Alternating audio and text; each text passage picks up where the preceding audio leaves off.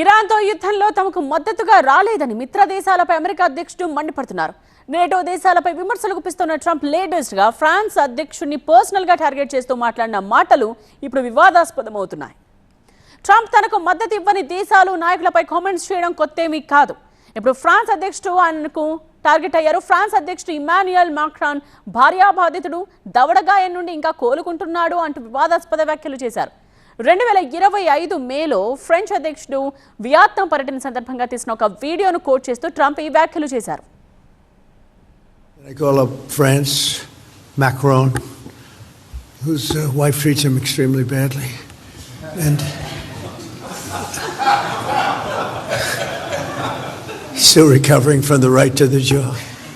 And I say, Emmanuel, we'd love to have some help in the Gulf, even though we're setting records and knocking out bad people and knocking out ballistic missiles.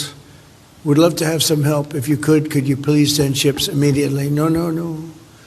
We cannot do that, Donald. We can do that after the war is won. I said, no, I don't need after the war is won, Emmanuel. Many of them said, we'll be there after the war is completed. Trump వ్యాఖ్యలపై స్పందించిన France అధ్యక్షుడు Macron ఇది cinema show కాదని మండిపడ్డారు. Trump మాటలు America అధ్యక్షుడి స్థాయికి తగినట్టు లేవని కౌంటర్ ఇచ్చారు. కనీస మర్యాద లేకుండా వ్యక్తిగతంగా విమర్శించడం తగదని అన్నారు.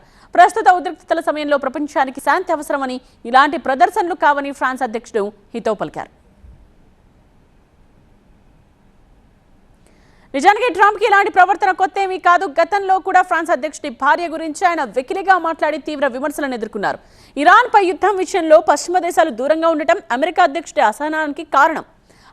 ఐరోపా దేశాలు ఇరాన్పై దాడులకు అమెరికా యుద్ధ విమానాలను తమ స్థావరాల నుండి అనుమతించకపోవడంతో వారిపై ట్రంప్ చిందులు వేస్తున్నారు. ట్రంప్కి సపోర్ట్ చేయకపోతే ఎవరిపైనైనా ఇలాగే విరుచుకుపడతారనేది తెలిసిందే. ఇప్పుడు కూడా అలాంటి కోపంతోనే మాక్రాన్ భార్య ప్రస్తావన తీసుకొచ్చి ఆయన్ని ఎగతాళి చేశాడు Trump. I call up France, Macron, whose wife treats him extremely badly, and still recovering from the right to the jaw.